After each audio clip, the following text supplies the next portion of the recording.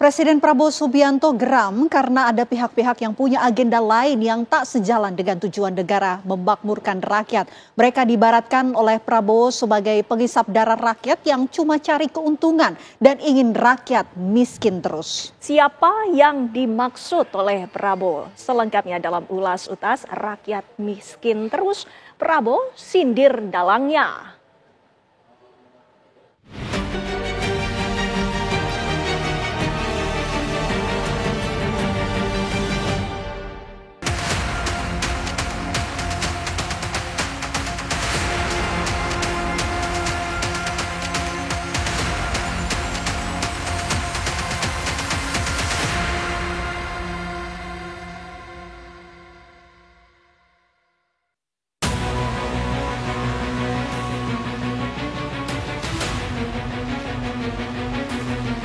Presiden Prabowo Subianto kembali meluapkan geramnya pada pemain-pemain nakal di sektor ekonomi di negeri ini yang hanya mengeruk keuntungan tanpa memikirkan rakyat. Kali ini, ungkapan kesal itu dilontarkan Presiden dalam sidang Kabinet Paripurna yang diikuti jajaran menteri dan kepala badan. Prabowo mengatakan ada pihak-pihak tertentu dalam sistem ekonomi yang menjalankan agenda terselubung. Mereka bak vampir yang menghisap kekayaan bangsa, membuat rakyat terus-terusan miskin. Dalam ekonomi, kita menghadapi pemain-pemain yang punya agenda lain daripada kita. Pemain-pemain di ekonomi ini ada yang niatnya hanya cari keuntungan sebesar-besarnya, tidak peduli rakyat kondisinya kayak apa.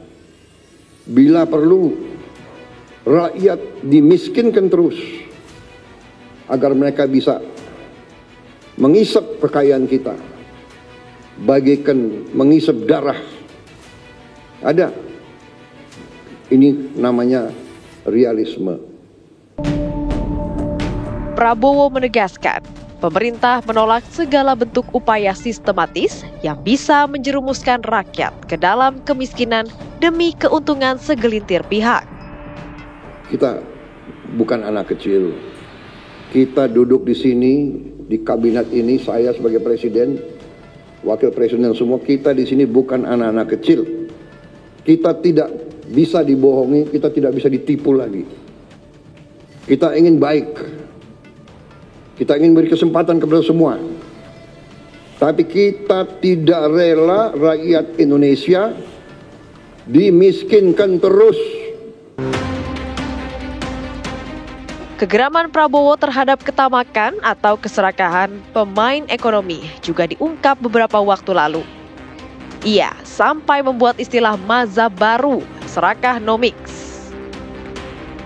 Prabowo dibuat meradang atas ulah mafia beras yang telah merugikan negara dan rakyat hingga ratusan triliun rupiah setiap tahun. Ada fenomena baru. Tadinya mazhab ini, mazhab itu. Ini ada mazhab baru ekonomi itu. Yang saya sebut mazhab serakahnomics. Ini sudah liwat, nggak ada di buku. Apa yang dikatakan oleh Pak Prabowo itu sebenarnya sebuah peringatan keras, tapi juga bukan hanya sekedar peringatan. Kalau kata orang itu sekarang itu kan banyak yang membeli beliau atau omong-omong saya, tapi sudah dilakukan tindakan-tindakan terhadap orang-orang ya, terutama pengusaha-pengusaha yang telah menggunakan mazhab serakahnomics tersebut ya. Nah, kalau kita lihat ini kalau latar belakangnya bisa dilihat dari sisi satu masalah pertumbuhan ekonomi contohnya ya. Pertumbuhan ekonomi kita itu mungkin dulu dari zaman dulu itu kan sampai 5% mungkin ya, sampai 6%. Tapi yang mencicipi itu hanya 1% saja orang. Jadi tidak tidak merata dan menyeluruh kepada seluruh masyarakat Indonesia. Siapa saja sebenarnya vampir-vampir ekonomi yang telah membuat sengsara rakyat? Sektor-sektor apa saja yang dijarah mereka? Sebenarnya ini multisektor, di mana kita tidak hanya bisa mengatakan bahwa hanya sektor pangan saja atau migas saja yang kemudian menjadi beban bagi negara terjadinya praktik mafia di dalam. Kita juga tahu bahwa di sektor pendidikan, ya, bagaimana kemudian angka pertumbuhan sekolah, ya, itu sangat terbatas, ya, fasilitas yang terbatas, apalagi di rural area. Kita juga tahu misalnya dalam perkara haji, gitu ya, itu tidak berhenti, ya. Kementerian Agama juga banyak pemain di dalamnya yang kemudian mengeruk keuntungan yang akhirnya menimbulkan kerugian besar bagi masyarakat. Dan kalau kita perhatikan juga di masalah asuransi, di sektor perdagangan, itu juga termasuk bagian yang kemudian ikut menyulitkan masyarakat. Terakhir juga transportasi.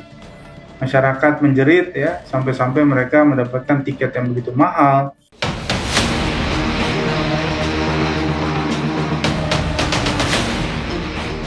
Jika mafia-mafia yang tak sejalan dengan kepentingan nasional bercokol di berbagai sektor, lantas bagaimana sikap para menteri yang belum lama ini mendapat pujian dari Presiden atas kinerja mereka dalam 10 bulan Kabinet Merah Putih? Apa langkah nyata kementerian untuk bisa menghalau vampir atau mafia ekonomi yang disebut Presiden Prabowo membuat rakyat miskin terus? Yang ramai sekarang soal beras, ya, yang melanggar itu ditindak tegas, tapi masyarakat tidak usah khawatir, kita sudah ada operasi pasar yang disetujui Bapak Presiden 1,3 juta ton, ya, dipercepat ini sekarang untuk operasi pasar. Yang kedua sudah ada bantuan pangan beras sebanyak 360.000 ton. Selain tadi saya laporan soal koperasi desa agar dipercepat nanti bulan November untuk bisa operasional semuanya. 10 bulan pertama pemerintahan di Kabinet Merah Putih ini tentu dengan segala dinamika dan juga segala tantangan yang dihadapi, tetapi beliau menyampaikan sejauh ini kita di track yang benar dan ada progresnya real. Pertumbuhan ekonomi kuartal kedua ini juga lebih baik dibandingkan sebelumnya, 5,12%, dengan berbagai elemen yang perlu terus kita kawal. Tidak boleh kita berpuas diri. Kami juga di sektor infrastruktur dan pembangunan kewilayahan akan mengawal dari berbagai aspek pembangunan menuju atau untuk mencapai agenda-agenda prioritas beliau, termasuk swasembada pangan, energi, dan meningkatkan kualitas sumber daya manusia melalui pendidikan dan kesehatan. Aktor-aktor yang merugikan negara itu bisa jadi telah ada sejak lama. Kelompok-kelompok itu mungkin selalu ada di setiap rezim pemerintahan atau presiden. Namun nyatanya mereka terus melenggang mengeruk kekayaan negara. Memang harus ada upaya cepat, ya, menggolkan undang-undang perampasan aset. Karena dengan cara begitu siapapun aktor yang menimbulkan kerugian, ya, terutama kerugian keuangan negara, itu bisa dilakukan upaya dengan pendekatan perdata khusus, yaitu adalah perampasan aset. Yang jadi persoalan sekarang kan seringkali kita itu mengalami kerugian keuangan negara, tetapi tidak pernah terjadi itu upaya untuk pengembalian kerugian keuangan negara itu. Karena apa? Instrumen hukumnya tidak ada, gitu ya. Yang lainnya adalah misalnya kita tahu praktek oligarki, praktek kartel, gitu ya, itu peran dari KPPU menjadi penting. Pengawasan terhadap kegiatan usaha yang kemudian jangan sampai terjadi monopoli yang luar biasa. Ibarat nahkoda kapal, seperti yang dikatakan Presiden Prabowo, sudah semestinya ia selalu mengingatkan tentang ombak besar yang mengancam laju kapal. Negara kita saat ini tengah menghadapi situasi geopolitik dan geoekonomi yang berat. Ditambah lagi persoalan-persoalan klasik yang membuat Prabowo gerak.